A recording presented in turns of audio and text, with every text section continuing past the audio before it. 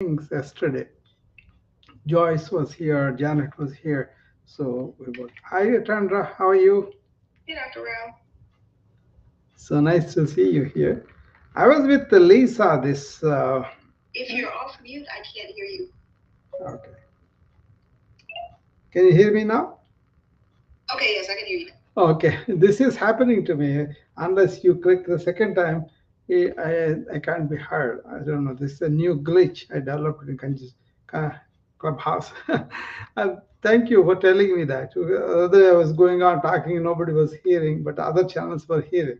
So yeah, I was just telling them that I had a relaxed afternoon watching a old movie, and then I came up here to open the room with my friends. So, how are you, Atandra? Anything you want to ask me, or you want to tell me anything? I am good. I'm just relaxing here on the sofa. So just it's a relaxing Sunday, and so Very I good. saw your name and Yeah. I just popped in. Very good, very good. Okay. So we were going to have a meeting on that wellness summit we were planning, but then Rocky had some relative, is in a critical condition or something. That's why she said, we'll cancel it for now. So that's okay. That happens to me all the time as a physician. Something like that comes up all the time, right? So I understand very well. But we will gather together, and I kind of put in a message for all the uh, admins and the people who want to participate. Um, I think only Martin responded that he wanted to help us to promote the event now. But I was proposing to him digital toxicity, something I could cooperate with him and collaborate with him, and then he can present that. But he was supposed to call me back around 6 o'clock last night. Maybe he was busy, so he could not call me or something. But that's an idea. So, what do you think about that summit, Atandra? Any ideas or thoughts? I think it would be awesome. Yeah. I have a special place in my heart for business owners, so I'm always looking Yeah. to see how, like specifically how business owners can be served, and so I Yeah. think it's awesome. Yeah. I think it's something all the business owners need to really attend to. Not that they don't know all the material they're going to present, but it is some of them will be new. The new thing is, which I was going to talk anyway, it's called proactive wellness. It's not just the preventive care only, it includes that, but also really being smart and using the current health trends and new findings that have come up uh, that can help us to uh, not only prevent them but also discover them as they are brooding. It's more like an intelligent way of using the healthcare system and being available for that, So I'll explain more of that. That way, you are not just talking wellness, but you are being implementing small things in our daily life, especially for the stress and all that entrepreneurs accumulate and also subject themselves. They may not have to.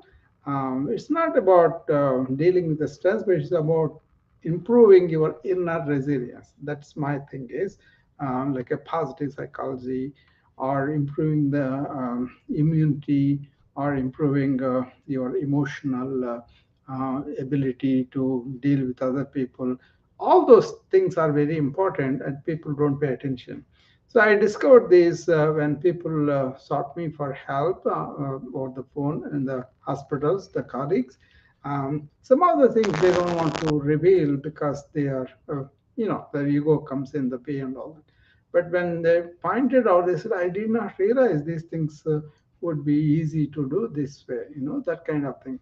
So I want to people to carry like a maybe 5 to 10 important things on a diet. One day we will do diet. So nutritionists can provide that information. I can provide my insights and all that. Anybody else who can do that, then we can give out like a take home points, that they can use. How does that sound? That will be more practical, right? If we provide some take home points. Yeah, Yeah, I think with all of these things, yeah, and maybe that's just the way that my mind works. yeah, I always look and appreciate the practicality, right? Because yeah, yeah. there is so much theory, and then the question becomes, so then how do I actually apply this to my life? Yeah. You see, my challenge would be we are going to give you something very practical things, and then you go and apply them and follow up with us if any questions. That way, they will have more. I think the summit is going to be 7 days long, so plenty of opportunity for people who are serious about it and who want to really participate in a real sense. I mean, they're not going to be punished or they're going to be ridiculed or anything like that. They're going to be appreciated. They're going to help them really understand them and bring them into their life, the practicalities. So I was thinking about that. Like for example, I could say, how many people have tried to understand what medications they are, why they are for? Can they write them down, the diagnosis for which the medications? That shows them whether they are using any medications that are not needed. you know I was going to ask somebody to talk about the medications as a whole. I will butt in a little bit, but then I want people to be able to bring their expertise on different things. So that kind of thing I'm working on. About the soft skills for the digital marketers, I was making videos. There were several videos have come. I put them in my YouTube channel, so people can go there and find them too. Basically, the communication skills, the collaboration skills, the forming the team, and really having the empathy and really understand the teams and other people working with us, that kind of thing. There were so many soft skills that have come up to light, including digital literacy and privacy and data literacy. That's something people don't have much because any data they think that's a good data. Not so. You get to have a skills to assess what is a good data, what's the bad data, and then enter only the good data to begin with. Then the output will be good too. So those kind of things also I addressed there. But each one takes so many points to talk about. uh, Anything that you want to say, Atendra? What is the soft skill that you are looking for to develop or to see in some other entrepreneur or digital marketer that you work with? So, one of the things that I think, one of the soft skills Yeah, that I think is really important for entrepreneurs to learn is to learn how to listen. yeah, Um, I think because entrepreneurs are in sales, yeah, and you keep the business open by selling your product, what happens is most entrepreneurs learn to listen for where they can insert their product or service, yeah, but they don't really learn how to listen with a purpose of serving the person who's speaking. So exactly. I think that's a huge soft skill that Yeah, can be developed. yeah. I put in that as active listening. It's not about just listening, but active listening, where you are really looking at the points that the other person making, and also you have your own things that you want to pose questions, and you are kind of really a dynamic thing where you are giving the ear to them completely. There is a some principles in the meditative mind, which is where if you can empty your mind and then listen to somebody with a fresh mind, like you observe more of what they are saying. There is no conflict like, oh, is this agreeing with my mindset? Is it really what I want to pay attention to, or maybe I'm programmed to something else? That kind of thing. All the chatter going away, then you are presented with something like a. I have patient communication rooms, right, where case management they say it. So some problem comes, the patient relative or the nurse or any of the team members can call for that. There is a protocol I developed for that. I used to do them all the time. There, the thing was, first we have to know what is the problem, what's the complaint that the relative or patient or anybody made, And so everybody should really know what's going on with the patient, and then meet before you meet the patient family, so that we know correctly what are the data on the patient, and then go and face them. And as you face them, just don't go and say, I am the authority, you got to listen to this. Instead, they are the customers and going to service them, so you got to listen to them. That means you keep your mind quiet. That's what I used to tell them. It is a little bit hard, but then they didn't get it in the beginning. When I told them, keep your mind quiet and then listen. And that worked a lot of people. And also, when I am there, they allowed everybody to really present their viewpoint, and then they spoke. That also a good technique that I employed personally, and then they employed too. So slowing down our mind to open for the listening channel is very important. This I call intellectual availability and also emotional availability. When you are like that, then we can listen to them. Whatever they say, maybe they are saying something negative about our care, our hospital, or the ways we are doing in the hospital, those things all come up.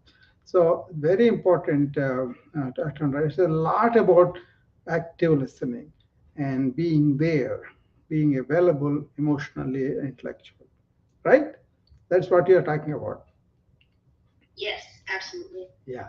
So that's a very important thing in this entrepreneur era, because it used to be you are employee working for a company, then you can be indifferent about that. But if it is your business and you are really elevating your product, including the service, right? It's always like a how quickly you can get the service. Based on that, people will take your products or whatever, and how quickly you can return them. All those things are important. If you are confident about your product, you will say, okay, we will give you money back, no questions answered, like that, right? So like that, you are willing to listen and respond to them right away. So I also see some people even on online, they will say, oh, it will take us 2 hours, 3 hours to give you a response. That is looked down. But if you have some way where you within minutes you got the like the quick works the other day I called, and they said 5 minutes I will be there. And then once they are there, they spent all the time that I needed.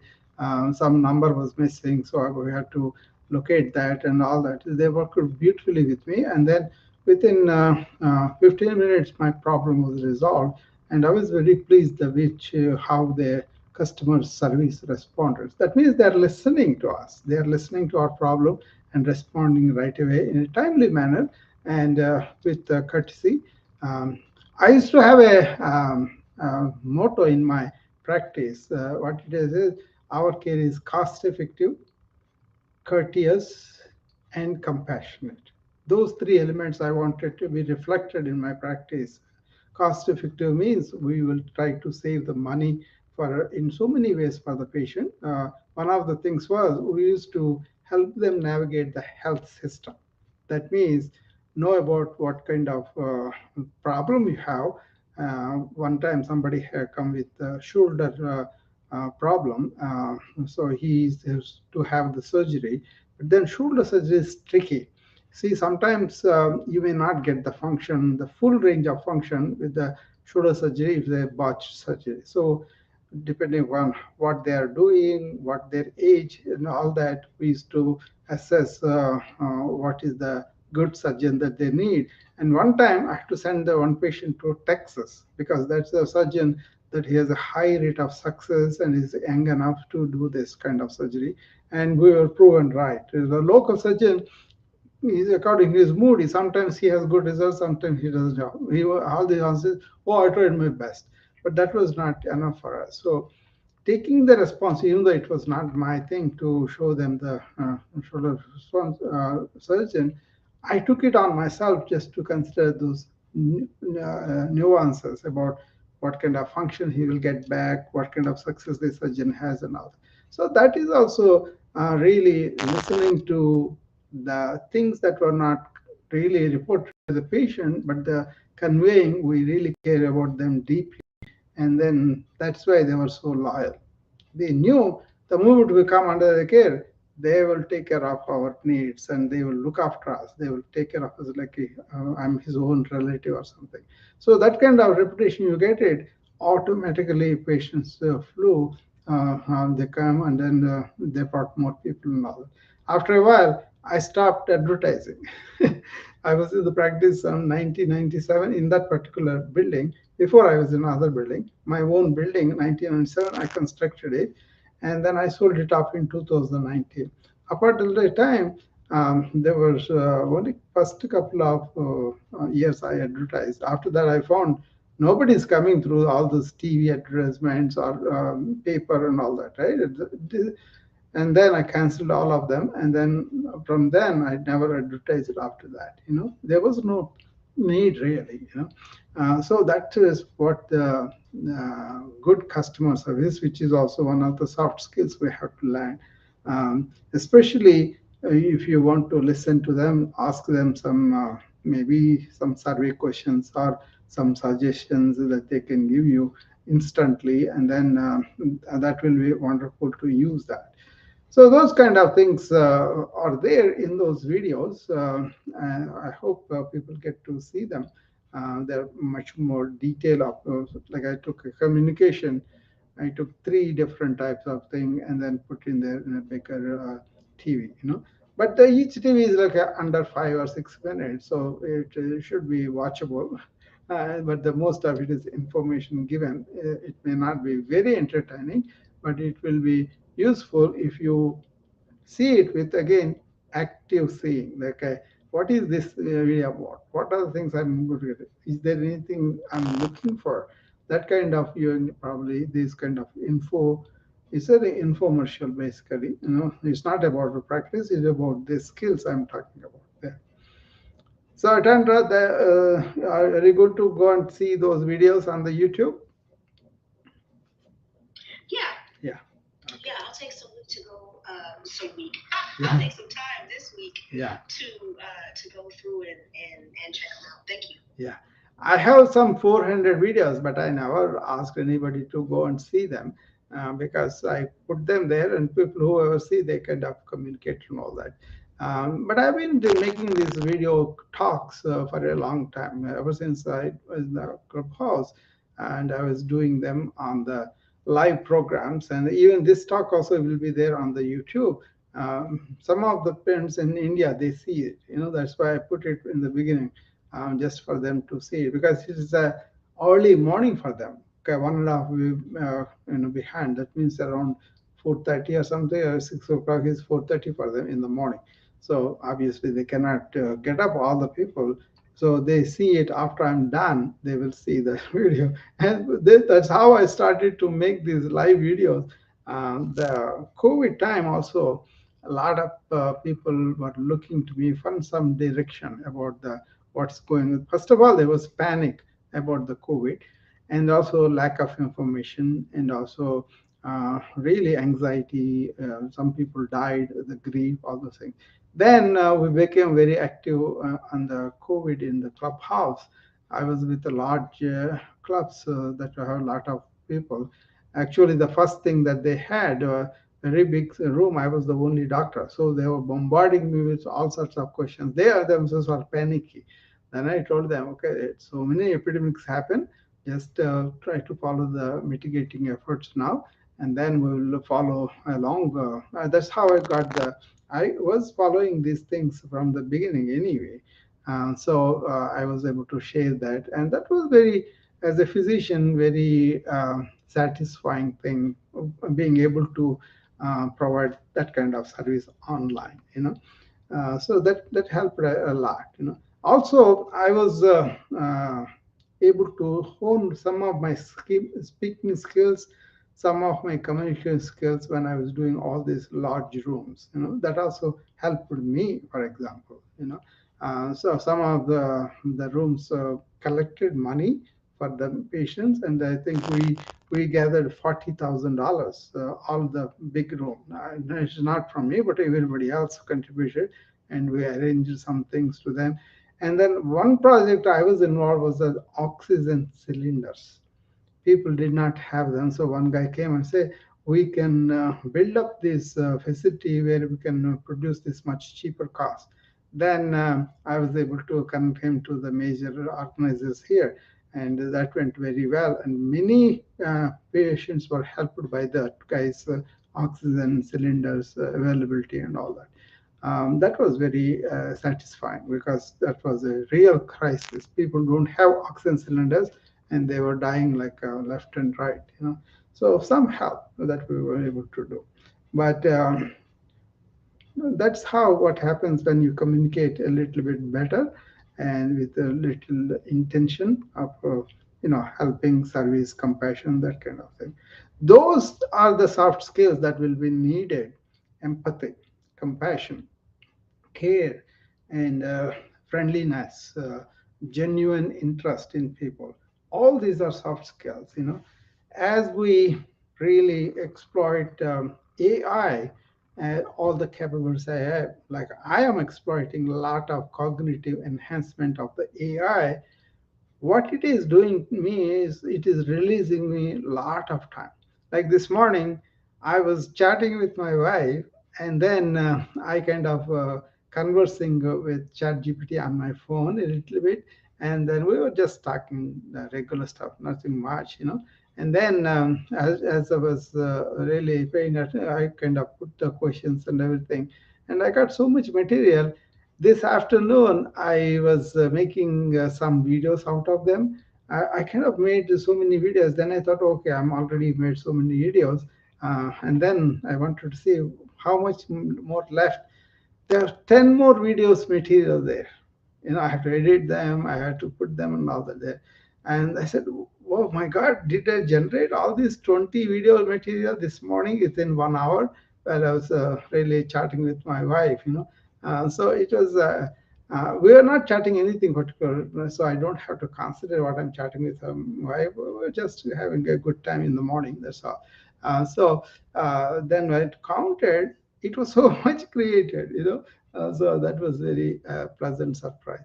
So what it is the AI is enhancing my writing things that I used to do, articles and all that, much more.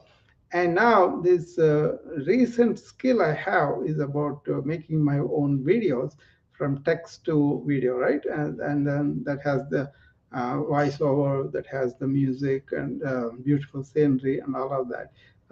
That gives a lot of happiness that we are able to, serve in a different manner. All these are going to be, we distributed some of them we will distribute later.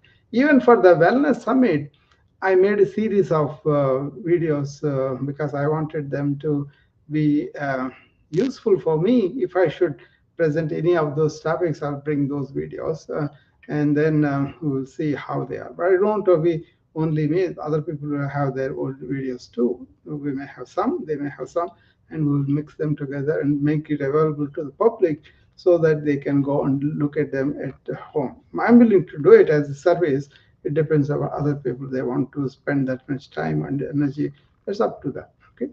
So, but they are there. And then I went to the depths of some of the,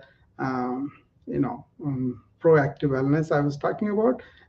There was so much material there, but I don't want to overwhelm them. Just give them the practical manners that they can go and implement them at home. For example, we're going to present the genome and the genome related tests that have come up that people can use them and then really put it to real good use. For example, Angelina Jolie, because she knew the family has this breast cancer and she has the BRCA gene.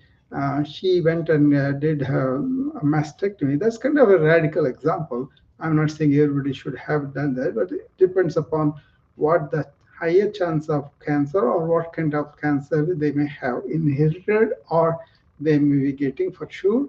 Those kind of ovarian cancers, breast cancer, cervical cancer, so many things we have making progress.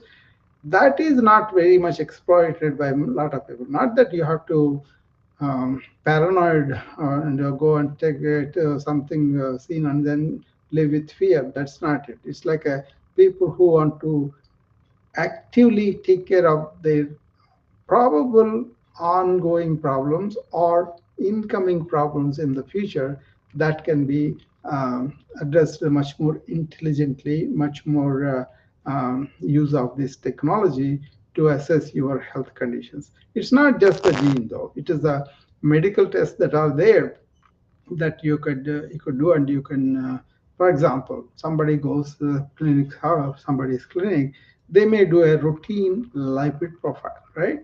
But then they don't do the lipoprotein profile. That means you know what's the bad cholesterol, what's the good cholesterol, and all that. Total cholesterol, triglyceride, you get it in any clinic. But then if you really want to know certain lipoprotein predominance, and you can adjust the diet and the behavior changes according to the lipoprotein. For that, you need a special lab that you need to go. You need to send the blood, and that also costs money, your own money. Insurance may not pay. But knowing that lipoprotein profile in a detailed way, then you will know how you can take care of it better. They were from Merck, I think. They were providing dietary sheets and then lifestyle changes that you could do if you have a certain profile, because they were promoting that lipoprotein profile, which is not normally known to many people.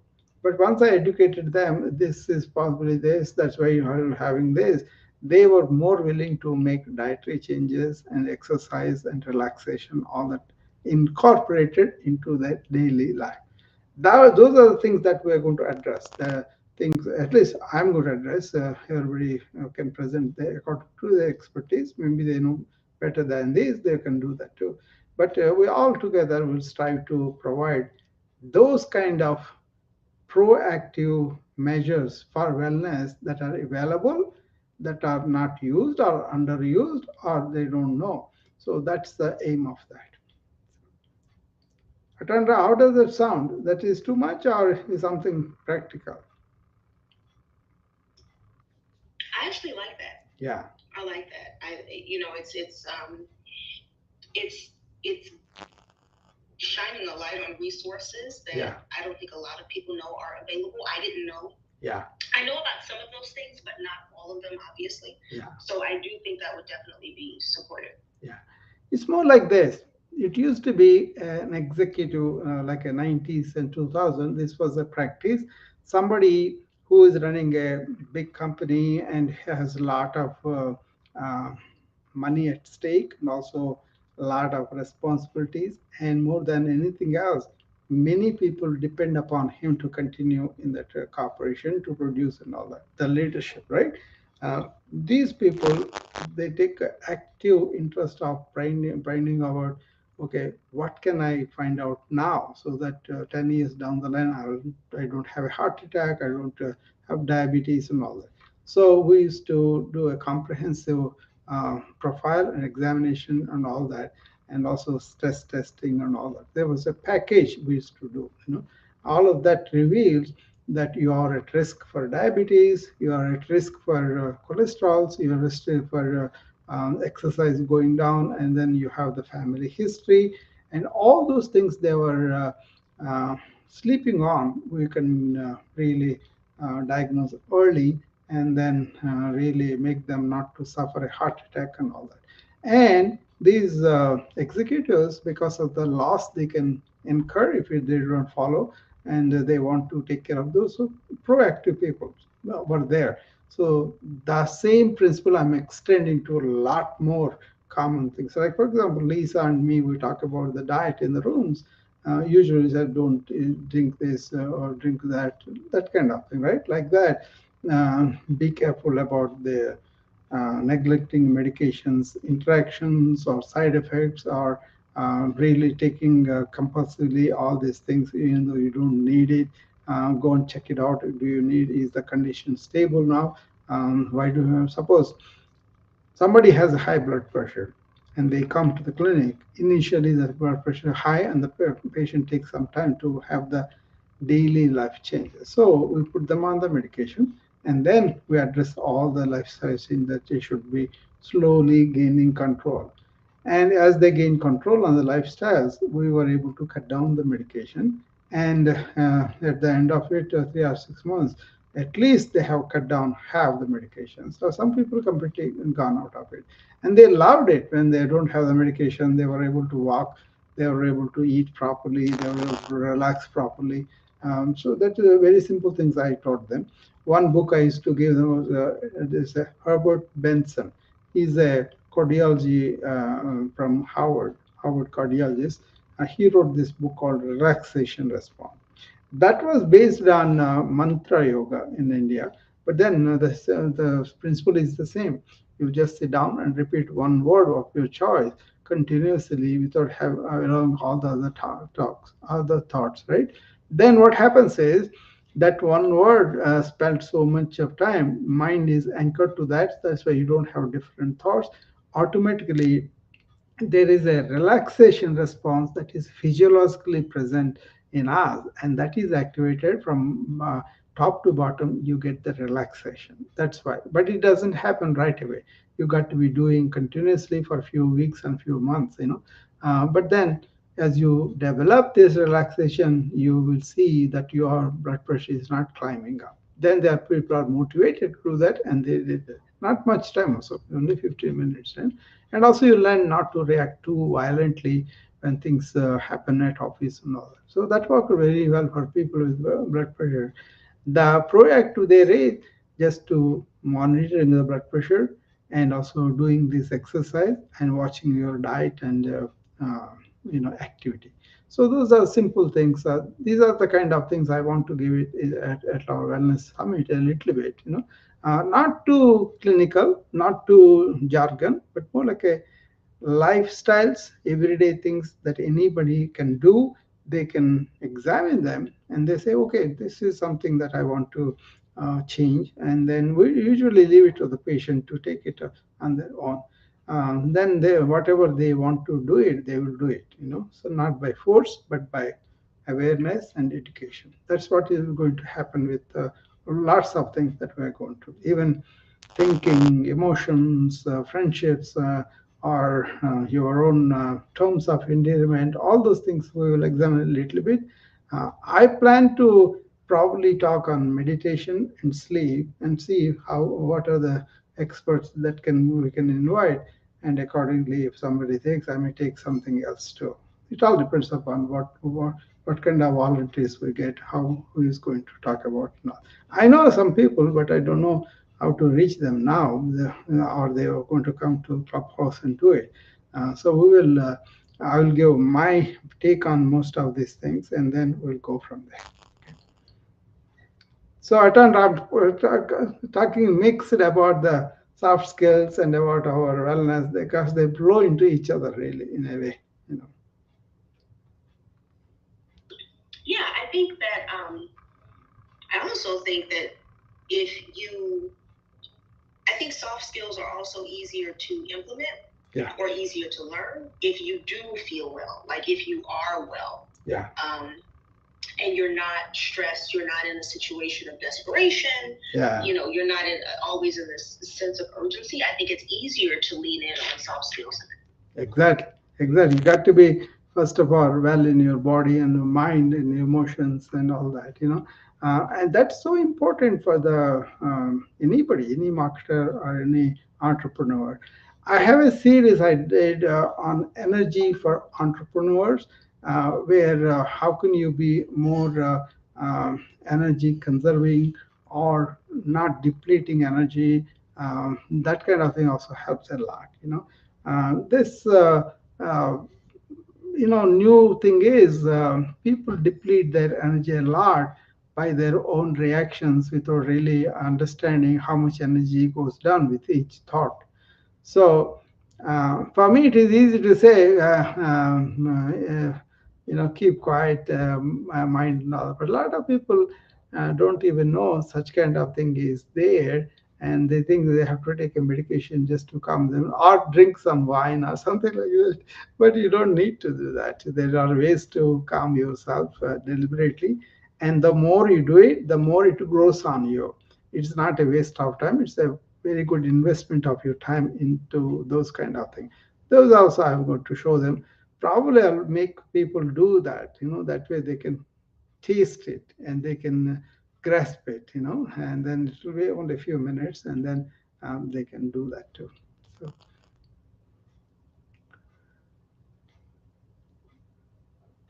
Well, I'm looking forward to it. I think it's going to be really supportive.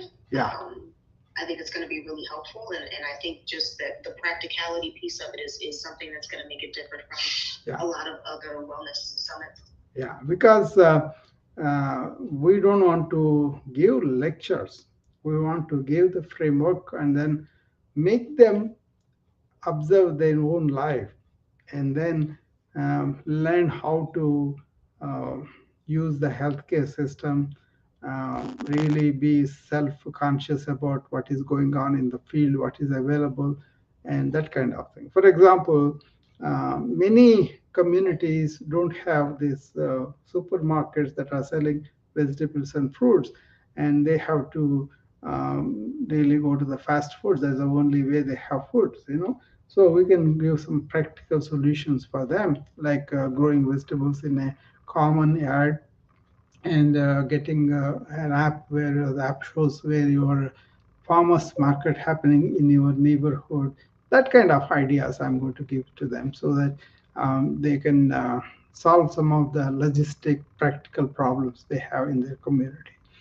So for all this, one thing is we need to really care about people's wellness, and we need to really come with a service attitude, and really want to help. I mean, for us, it is there for naturally, because of we work with the patients and all that.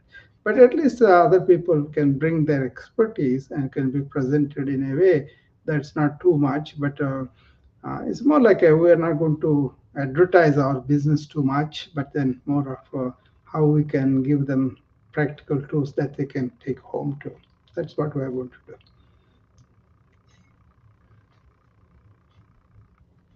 Well, I'm looking forward to it. Yeah, I'll yeah, be glad that once we can all sit down and meet and yeah, hash out all the particulars, I think it'll be great. yeah. I mean, the principle is very simple, but we have to plan it the whole day. So, which speaker is going to do what, and then how much time they're going to do, and then also some of the PDFs, some of the handouts that we can distribute to them, or the videos and whatever they can get access. If you can give them something to take home to, I think they will be able to watch them and do that. I don't want to plan long lectures. I think anything 20 minutes would be good.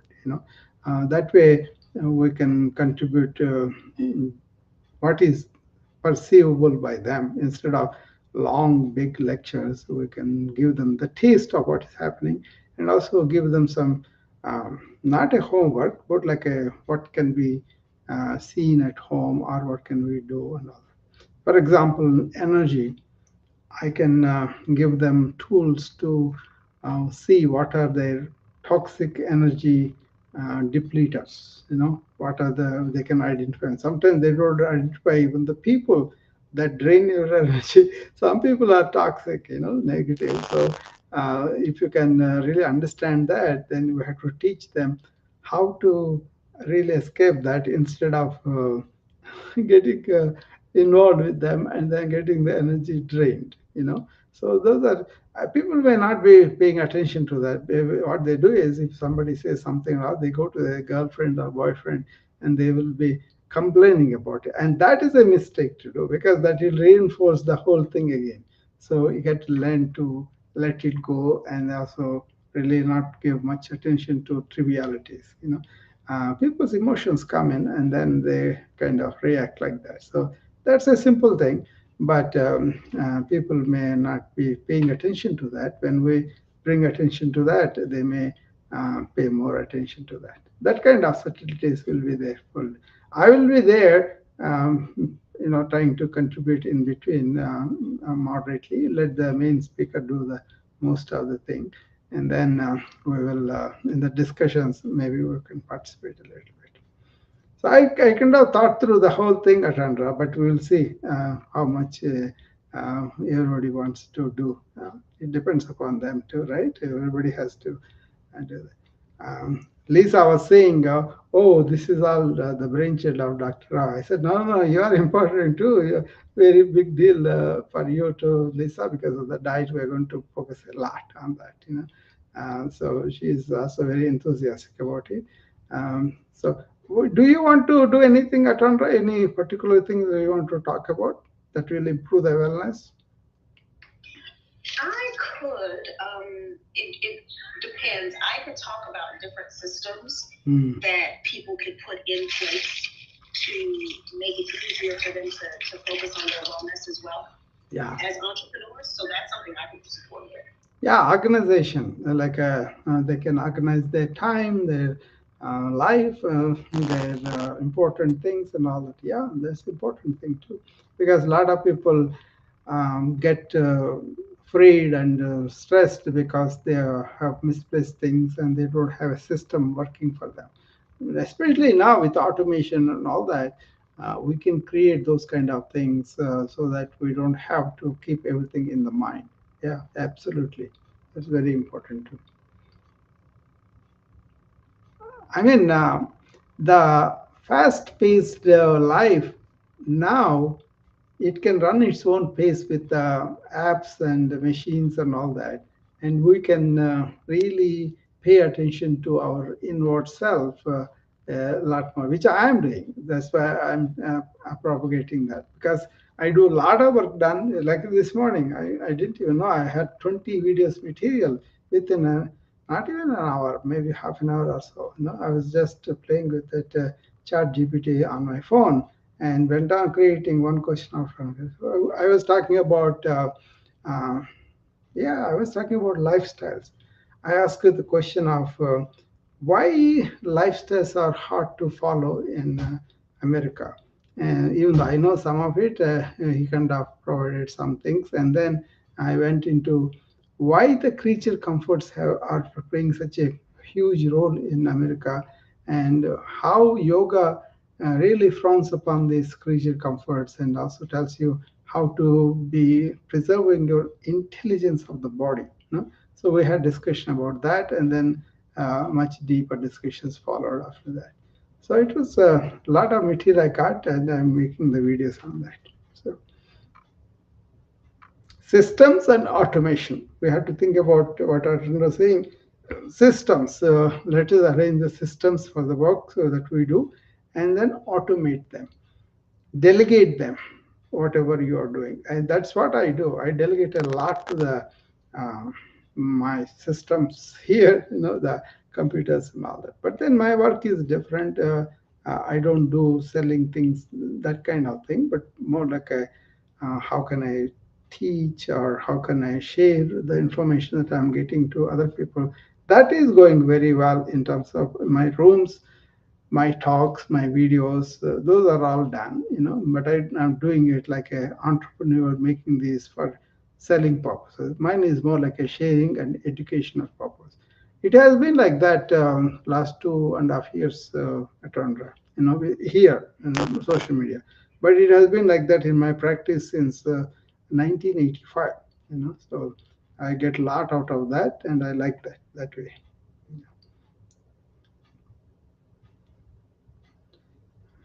I think we talked, Yeah. yeah. Go ahead, Ashandra.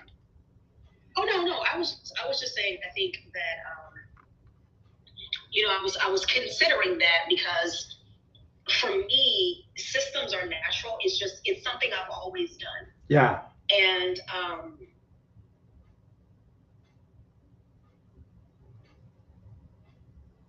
Go ahead, Ashandra. most entrepreneurs just do that. Yeah. And what I'm finding recently is that a lot of entrepreneurs don't.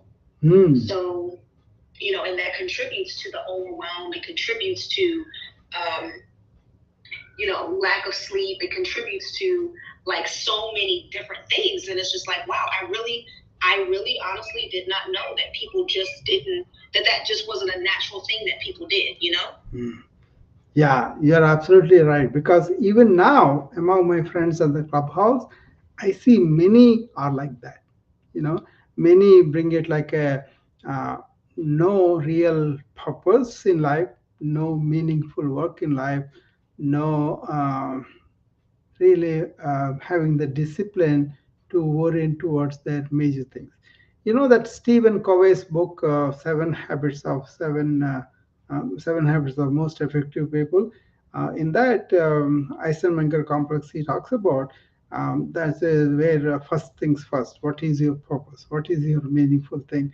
Once you are clear about that, then you can arrange all your activities towards that. Then it will be bringing money and all those things, but they are secondary though. I think many people miss that kind of clarity, and then they go just to make money whichever way they want to, and then compromise somewhere, and then they lose the peace of mind, or they have to live in fear, or they have to fight with people. Those things are happen. But if you don't look at yourself and really say, what is my life about? What is that I want to do? What's the purpose? What's the meaningful work? I think that makes a lot of difference. That's what Atandra was talking about. And then you will arrange things accordingly. You will have the discipline to arrange the things accordingly, and then you follow. Am I right, Atandra? That's what you're talking about.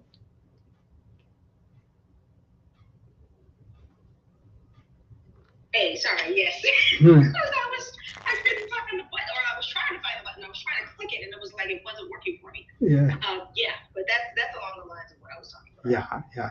See, you can tell from the people who are successful and doing all that, it's not just having things, but also having this inner riches, I call them, where it is you are contented, you are really having the dignity of doing some services to your customer, or you are really providing opportunities to your family or to the other people. All those things make us feel much better about ourselves, not egotistically, but just feel good about ourselves. And that is a big, big energy reservoir when you are working from that purposeful, meaningful work. I always believed that, and then I kind of use this term with my physicians who are burning out. I talk to other people also. Inner riches versus external riches. Once you understand the inner riches are there, external riches will flow. You know, so I even say something like you be the worthy of the monies, and the monies will come to you. You know, so that kind of hard work, focus, and all those things are manifestation, right? And that will manifest if you are like that in it. By the way, Atandra, you know what are called mudras in yoga? Yes, I'm familiar. Yeah, the whole thing about mudras is you kind of you know really manage your energy such a way that is going to be for certain purposes. You go all your mental, psychological, physical energy in that way, focused, and whatever purpose you are doing, then that is kind of manifested, because your energy is kind of oriented towards that. So that is the essence of it. But yeah, suppose you are not very confident about speaking in front of the people, there is a certain mudra where you kind of uh, I have to show them on the screen. I can show it on the screen here for the people who are on the restream. Once you keep it like that, then you'll be very confident when you're speaking. You are really know what you're doing because your energy is oriented towards your speech and all that. And also you're focused too. uh, I mean, these things do not happen just like that. You got to be practicing for a while. Then your neurological response system will be oriented towards that. Make sense, Satandra, what I said? Yes. Yeah. So that's something we could teach people too. Suppose we are teaching like how can you do well in your meetings at office and come away saying that I also contributed, I'm confident about talking, instead of being shy and not want to talk. You will be talking because of this nervous orientation that you have achieved with these mudras. So that's something. See, I can I can go into all these things very very much because I have been experimenting with these things for 25 years, you know. So when I go and talk and all that, all these things come into place. You know. So those kind of things, without being esoteric, we can give people some kind of leads of help so that they can use them in practical life. So I only said only one mudra, but there's hundreds of mudras out there. But the essential principle is the energy that is circulating within us, we can direct towards our purpose or what we want to do.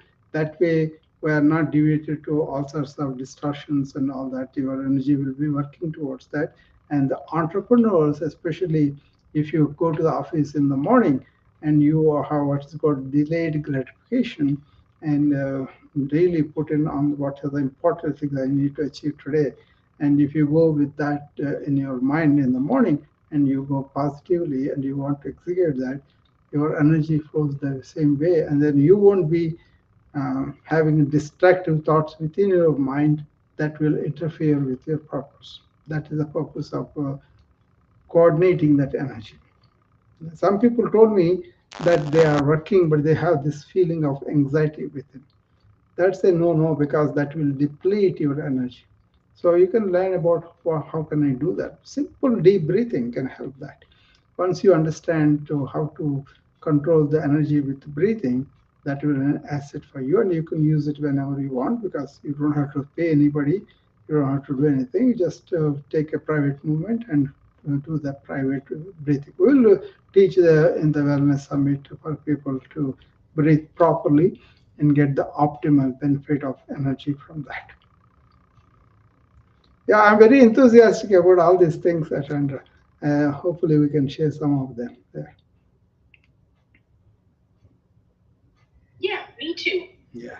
So we will look forward to it. And yeah, I will. I have recorded all these things, even though we are only a couple of people here, because there are people. Okay, how many? Around 19 people there on the Wisdom app, and these other channels also will have the same listeners, some of them. So this recording will be there, and they can look at it. Other countries, other people do see that, my friends and family, so they let me know after that. Okay, I will take leave now for today, 6 to 7, right? Well, almost 7 o'clock. Atandra, thanks for joining and then involving in the discussion. That's very nice. Okay. Absolutely, Dr. Rao. Thank you for having me. Yeah, we'll see you again tomorrow then. Okay. Bye bye. Okay, bye bye.